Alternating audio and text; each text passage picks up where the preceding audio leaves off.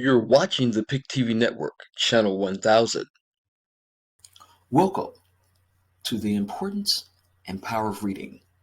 I'm Michelle, the computer lady, your host. During some awful dark times in America, Black people were denied the ability to read, to learn how to read, to write, or to even own books. And that has hampered our communities up until this day. Now we're going to have important conversations about the importance and power of reading. Hi, everyone. Thank you for joining me today. I'm Michelle, the computer lady, your host for the importance and power of reading. Today we have a dynamic guest, Mr. Moses West, and he's done something that's absolutely amazing as not only an innovator, but he has an invention that has changed lives and is saving the world one city at a time. Mr. Moses West, thank you so much for joining me today. It is my honor and my pleasure to have you on with me. Thank you. It is my pleasure to be here as well. Appreciate it. Now, do you want me to call you Mr. West, or would you like me to call you Moses? Oh, you can call me Moses, please. Awesome. Well, Moses, do me a favor and tell our folks, all our viewers, all the things that you do and how you help so many people, please. Oh, absolutely. Well, I know that we have a worldwide shortage of water right now, and for the longest of time, as a child, I always knew that we had three sources of water: liquid, a solid, and a gas. I had very good teachers in school that ensured that we knew all of these fine details about our planet. And when I saw the shortage of water, I knew that that we had a lot of water in the air, and I saw a machine one day that could take it out of the air. And so what I did was I took that technology and I innovated it to the point where we can make industrial quantities of water cheaper than we can pull it out of the ground. We can make it anywhere. We can do it on solar power. And if you can make water, you can grow food. So the space that I sit in today is I produce water out of the air in abundant quantities and with the ability also to grow healthy organic food. That is amazing. Now, this is what I know because I researched you. I had to because this is so fascinating. Because as an inventor, I know that Black people have over 50,000 inventions that people don't even realize. And no one really knows about you that should know about you. So I did some deep diving. You've helped people in Flint to with their water crisis, and you bought a machine or a couple of machines to Flint. You've been to Puerto Rico. You've been to Africa. And then I attended Jackson State University. You are in Jackson, Mississippi, helping them to resolve their water crisis there. Is that correct? Absolutely. The technology was taken to Africa. I didn't go with the technology. And then we also helped a town in Texas. And many people don't realize this, but the number one agency that I help the most is the United States government. I've been selling these machines to the United States government, to the United States military for the past 10 years. So the military has more of my machines than the civilian population, but my goal is to ensure that the civilian population has the same technology for water that our United States military has. Well, that's absolutely amazing because my dad was in the U.S. Navy for 27 years. And I remember him telling me that, this is before desalination pumps were popular.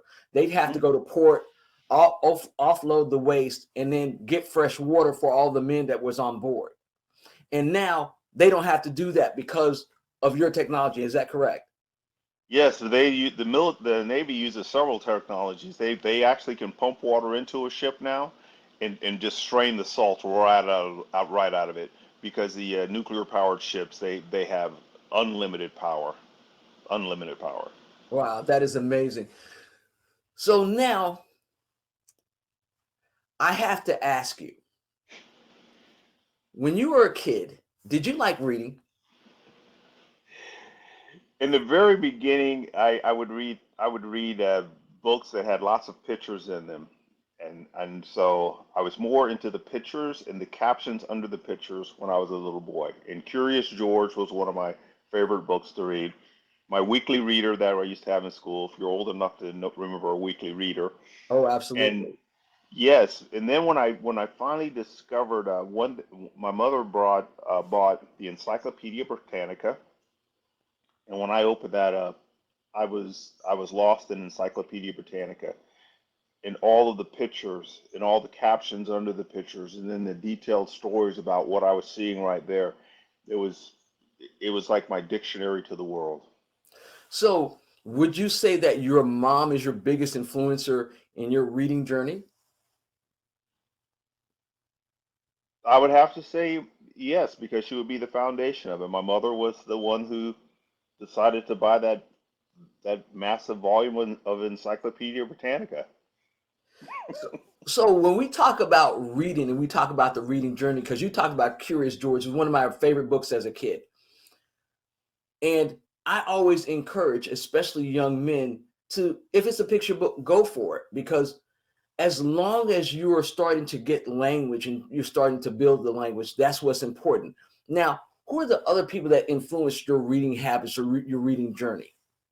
Oh, my teachers, my teachers, absolutely. Uh, I went to the Fort Sam Houston Independent School District when I was a child, and our teachers would read us different books. And I'll never forget the one of the first books that they read was a book called Charlotte's Web.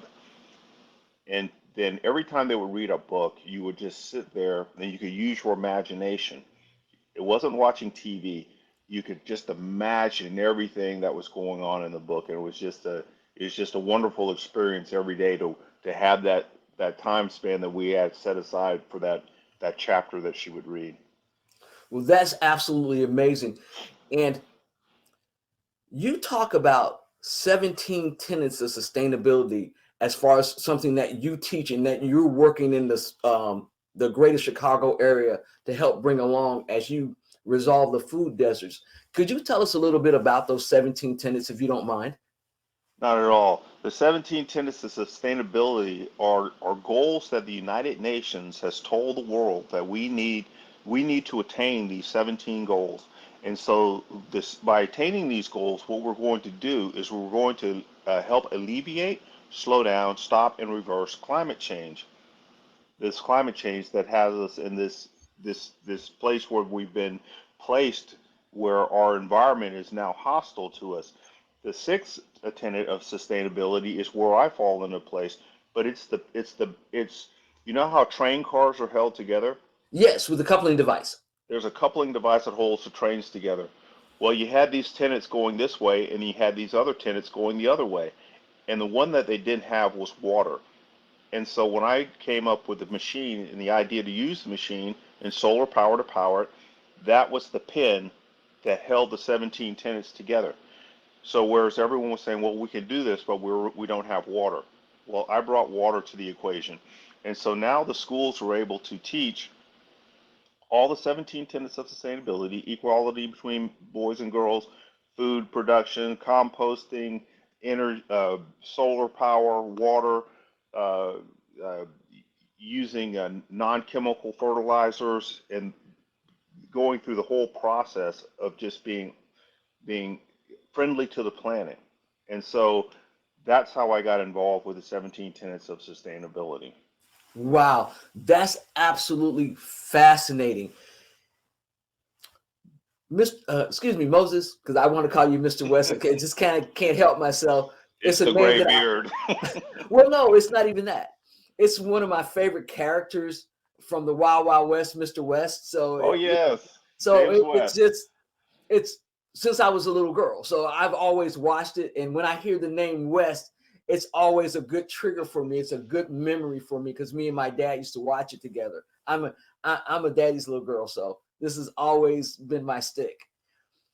Now, since you talked about the seven tenets of sustainability, can you tell everybody how they can get in touch with you or they can help your organization because you're doing all this really good work? So, where can they reach you at and how can they maybe donate to a project or help you do whatever you're doing right now? Oh, absolutely. Uh, my foundation is the Moses West Foundation. I named it after myself because we don't live forever. I have lots of intellectual property. I have trade secrets, and I think everything that I do is very valuable. And so all the value of everything that I have when I'm gone, it'll go into the Moses West Foundation, and it'll be able to continue to help people uh, even when I'm not around. And so you can help by donating to that Moses West Foundation, and it's the moseswestfoundation.org. And when you go there, there's a donate button on there, and anything that you donate, it goes to help the folks in Jackson, Mississippi. We need to build a machine for them. It goes to help the projects that we're doing here in Chicago.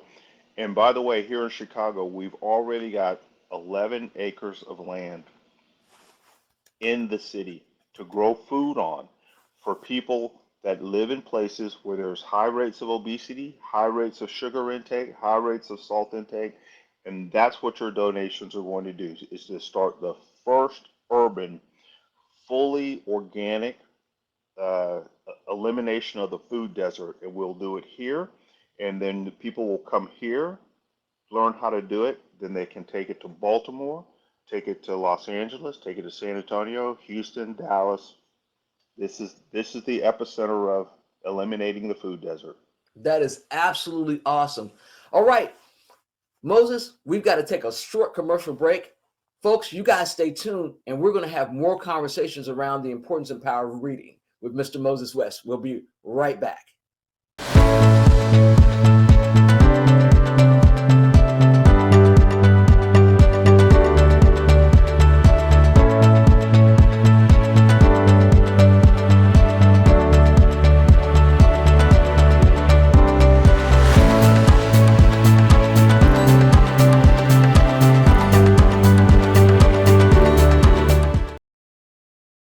Welcome back to the importance and power of reading. I'm Michelle, the computer lady. Today I have with me Mr. Moses West.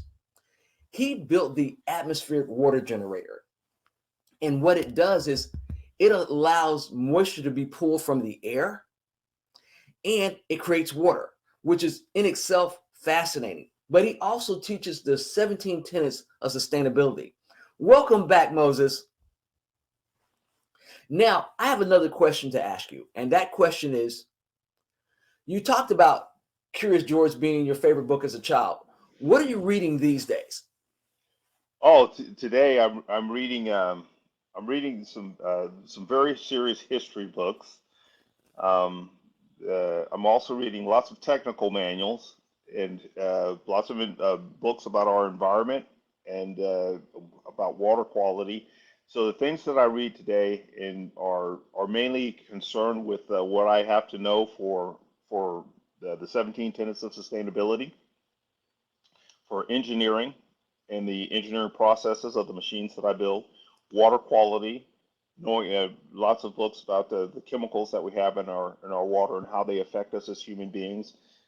Some biology because we have something called bisphenol A. That's a problem right now. We have perfluorinated compounds. So that seems like boring reading, but it's very exciting because you had to have the foundation of science beforehand to understand these. So I had to read lots of and study lots of science and engineering before I could read these books and understand them. So I realized because you do a lot of work, especially a lot of technical work. So that's great. But my question now is, what's your favorite book as an adult? What if you were saying to somebody, hey, my favorite book is, and why? Uh, I like there's a book called the Art of War by Sun Tzu, and what the Art of War is, it's not all about warfare. It's a good way to look at things and how you interact with different things around you, nature, other people, and in business. And I'm reading another book right now. It's by Bill Bryson. Bill Bryson, he does these funny travel books, and that's my release right there. And right now, a book about him coming back to America. Well, that is awesome because we know that not only can you be serious, but reading takes you to that special place. And for me, that's one of the reasons I read. But I also read a lot of nonfiction. I don't read any fiction at all. I got that from my sister because she is like legally blind. And so she says when she reads, it has to be something that's really going to nourish her soul. So thank you for Yes. sharing that. Now, as a both an educator and a professional, how has reading shaped your career and uplifted or influenced your life? It Reading is absolutely essential for you to be able to have an intelligent conversation about any topic in the world. When you have a discussion with someone, we have two extremes sometimes. We have a far leaning to the right, or we have a far leaning to the left. But there's very subjective. What we need is we need to be very objective. We need to be able to have a healthy debate without being emotional in that debate. And the only way that we can do that is we can only do that by understanding facts. Facts, not fiction. We get our facts from a book, from a research paper, from a study, from a policy, from reading good governance.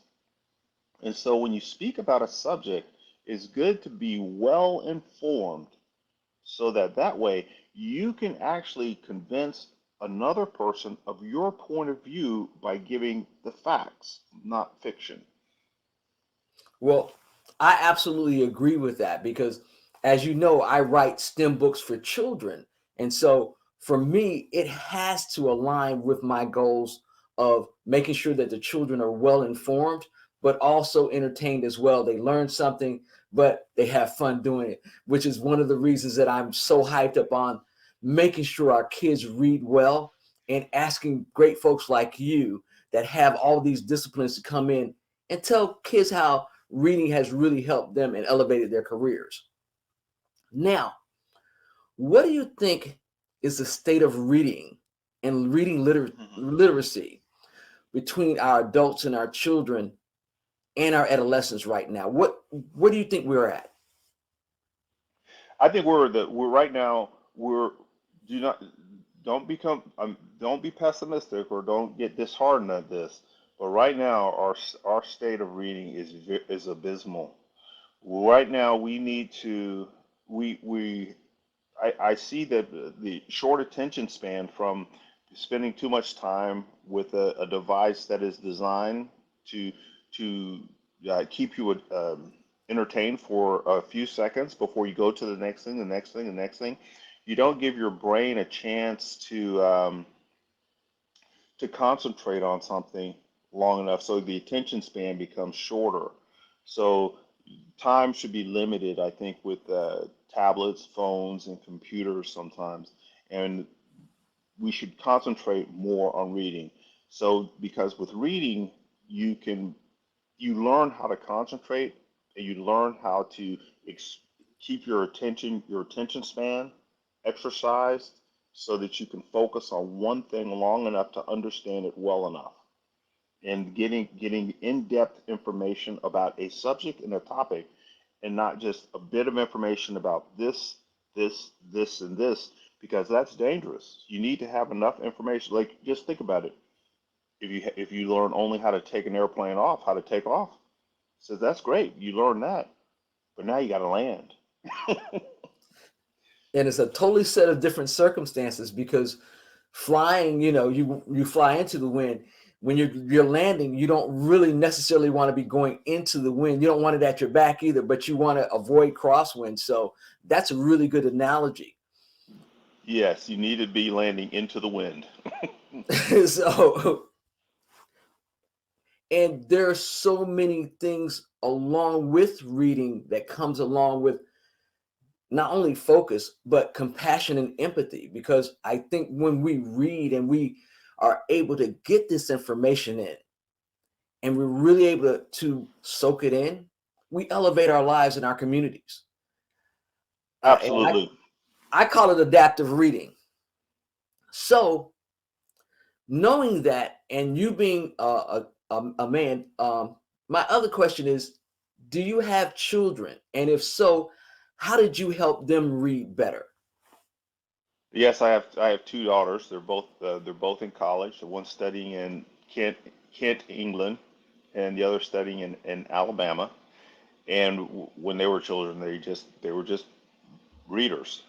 They were just readers. They didn't spend much. One of my daughters spent a lot. My oldest spent a lot of time on computers, and she's actually designing computer games right now.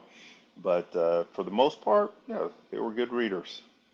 So, what did you do to help them become good readers? Did they see you reading all the time? Did you read to them? How did this happen? Well, they knew that I was always studying something. So when someone sees you doing something, they'll want to emulate what you're doing. So if they're always seeing a book in my hand or more things like behind me, there's music. So when they see things like this, they're more interested in what they see, the parent do. That is absolutely correct. Now, as busy as you are in all the things that you do, how do you help, or how do you, because you got kids in college, but how do you think we can help elevate our communities with this reading journey? What can we do to engage parents to make sure that we reach them and let them know how important reading is? One thing that I see is very important is things that children can put their hands on, and then to the thing they put their hands on, then they have to have a book to learn how to operate that thing, but they have to enjoy what it is that they're operating. If you behind me up there on this side over here, there's a reel-to-reel player up there, and that when if a child went up there and turned it on, it said, "Oh my goodness, this thing is it's moving, it's playing music, it's something that's interactive."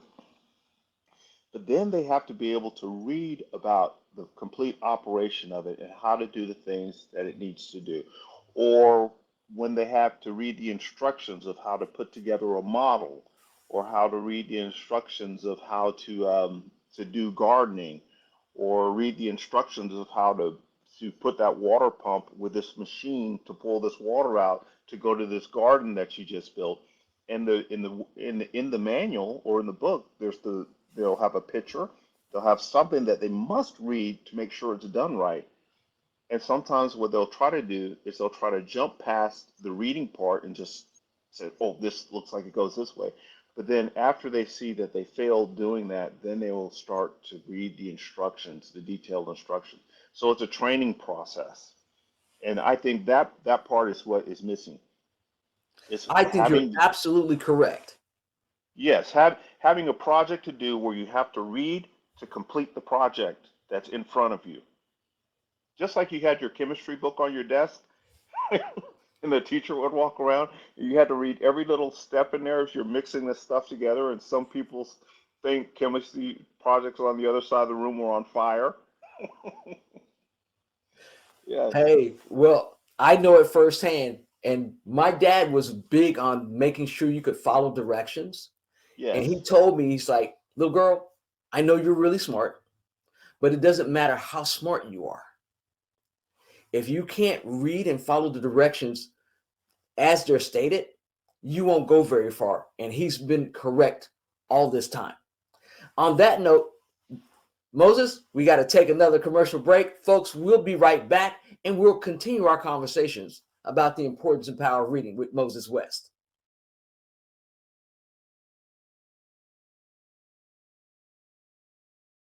Are you a company, business, or service that believes in social responsibility? Would you like to make a positive impact? You can. You can sponsor this program and be seen by 2 million viewers on the PIC TV network. Call 770-367-1268 for more information today.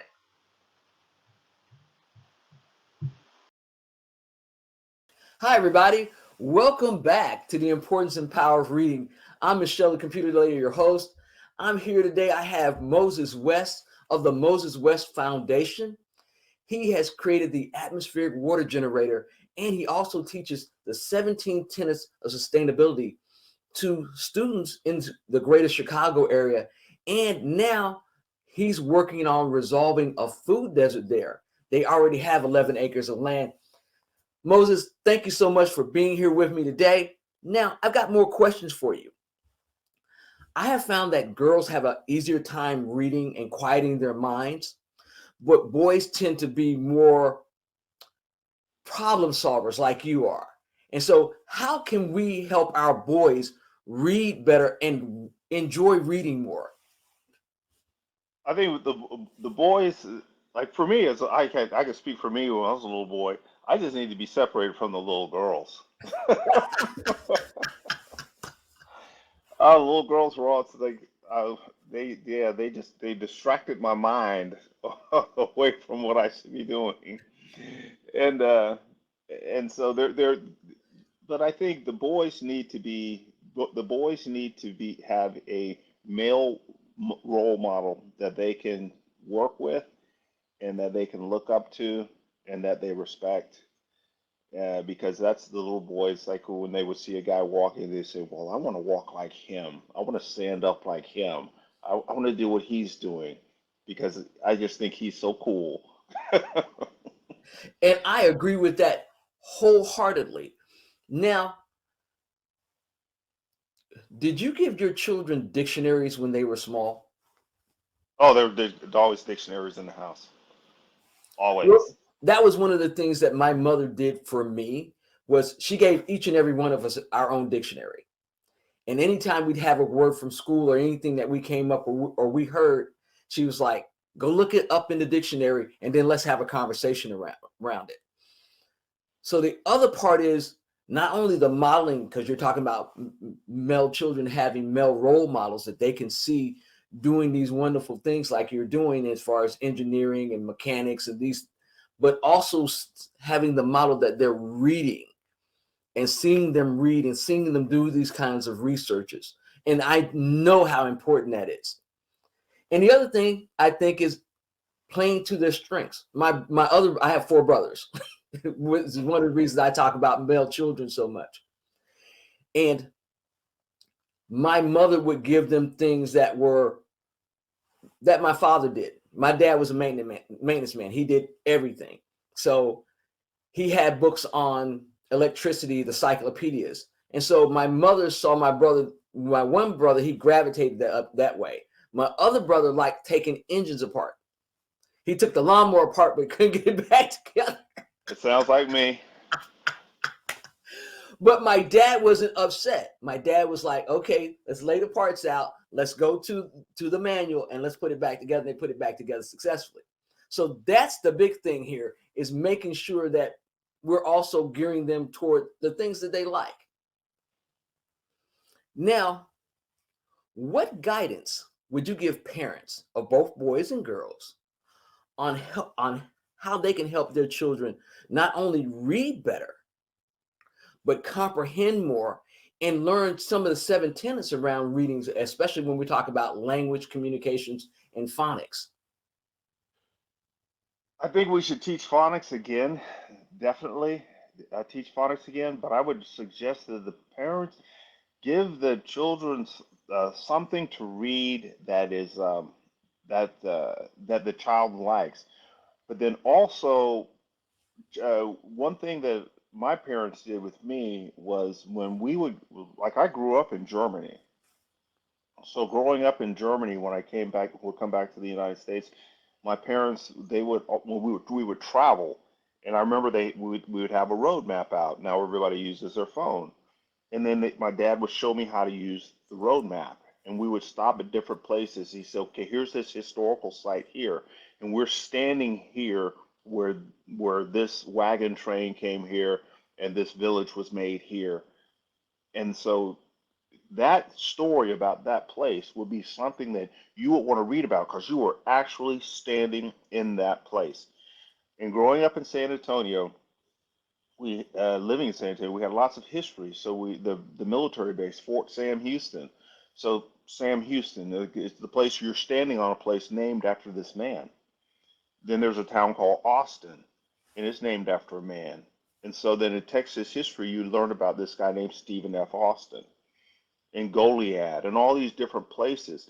So when your parents are telling a story about a place, a thing, or person, place, or thing, or an event, or a piece of technology, if they give a book to that and then take the child to see that, so the child has a correlation, an interest between the thing and the information that's in the book about the thing that they're seeing, touching, standing, or the place where they're at. That is absolutely wonderful information and advice. So parents, you heard it here with Moses West. He's telling you, not only are you giving them books that are sustaining their minds, but these books have a correlation to the world around them. So not only are they being entertained, but you're actually taking them to that spot of history. And that way we're elevating our children, and it's another way to learn and another way to help them on their reading journey. Now, I'm in STEM and you're in STEM. I teach STEM properties. I teach computer hardware repair, and I write STEM books for kids. And you're I don't know if you have a degree in engineering or if you have any degrees or not, or are you Yes, sir. just one of those people that have applied knowledge? But your device has mechanical engineering, engineering properties, also solar technology. So your device is steeped in STEM. If I can make that assumption. It is STEM A to Z, alpha to So omega, alpha to omega STEM. exactly. So with that, we know that STEM is today and it's also in the future. What can we do as parents, as community, as the village to help our kids be more engaged in STEM and help them reading or learning more about STEM to elevate their thirst for knowledge around STEM principles? Make it interesting.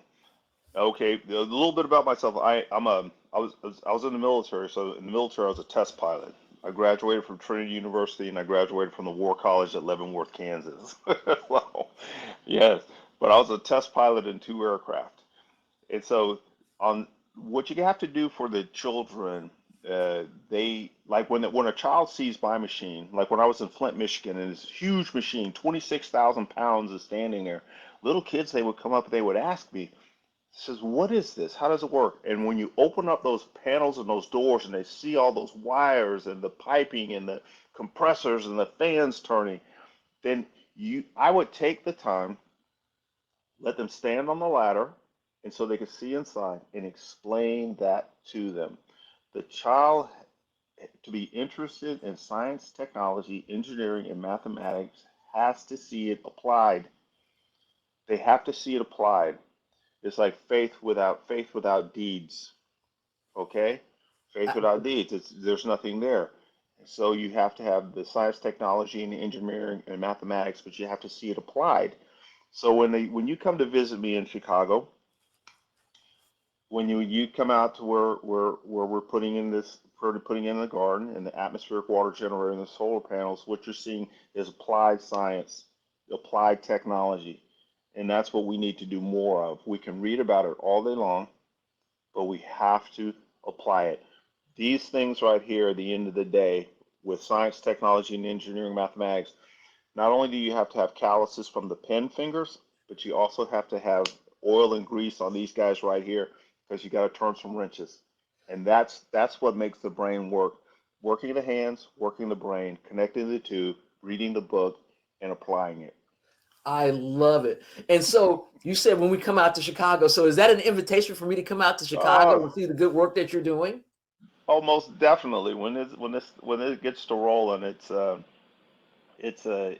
to be a fantastic thing that's happening here because when in Flint, when there was lots of gang activity in the neighborhood in Flint, but when the machine got there and everyone came in and they saw the whole community could participate in this, the gang violence went down.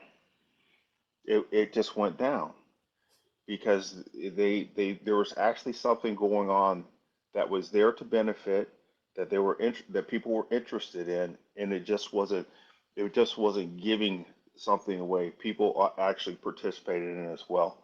So this helps across the board. Wow. Now that's amazing. Now, my final question is, as a parent, how did you make sure that your young ladies, your daughters, read well and we're interested in reading?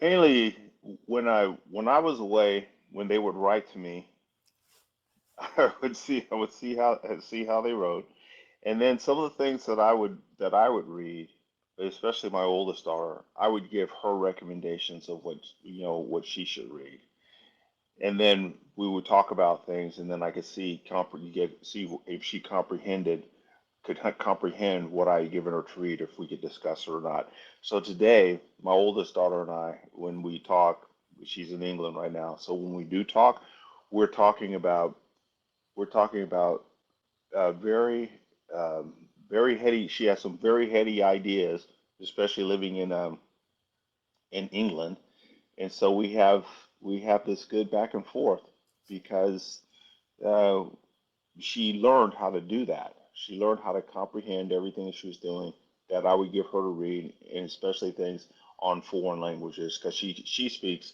Swedish, German, and English Wow, so she's trilingual. That is amazing. fluently. She's fluent in all three. Wow. And Moses, that's another thing too. I speak German, I speak Swedish, not very well anymore because I'm not practicing it that much, but I can have great conversations in it. It's good to also to you must to work the brain. You must learn. It's good to learn another language to be bilingual. I know that is absolutely correct. Moses, you know what? The time has flew by, Yes, and it you has. have been a most amazing guest. And I want to tell everybody out there now, Mr. Moses West is doing a lot of really great work. I'm going to give him his flowers up front because he's helping solve the water crisis, not just here, but we're talking about around the world with the technology that he's created. He's also helping our communities to uplift themselves. So today is the day that you're going to go couch diving. I'm talking about all of you out there in TV land. I want you to go to the Moses West Foundation. That's moseswestfoundation.org and make a donation. I'm going to tell you what, I already did because I believe that together, when we read well, when we communicate and we create these strategic alliances and we uplift each other, we uplift the whole world. And on that note, Moses, thank you so much for being with me today. I'm I'm happy to know you, and I'm happy and just my heart is glad about all the work that you're doing. So thank you so much for spending time with me today. Thank you. It's been an absolute pleasure. Thank you. All right, everybody. Now, let's talk a little bit about books and the things that we can do for our children. Mr. West said, how about picture books? Books with pictures help everybody. So take the time today, and even if you're a big kid at heart, go get your picture book, coloring book, whatever, and read. Let kids see you reading and you read to them and let them read back to you. I'm Michelle, the computer lady. Thank you so much for joining me for this segment on the importance and power of reading. Since 1877, Jackson State University has been training students for a life of service and leadership to impact our global society. Ranked among the best HBCUs in the country, Jackson State University offers 47 undergraduate, 37 master's, 1 specialist, and 13 doctoral degree programs. Whether you're interested in the arts, education, public health, the sciences, or business, we're here to take you from ready to JSU ready. Visit jsums.edu and apply today. Hi, everybody. I'm Michelle, the computer lady. I'm the host of The Importance and Power of Reading. You know what's going on in our society, book banning, and over 38 million children don't have books in their homes. Join me for some exciting segments as we talk about the importance and power of reading with my guests, the amazing Tyra Hunter, homeschooler and supermom on the Pick TV network, channel 1000.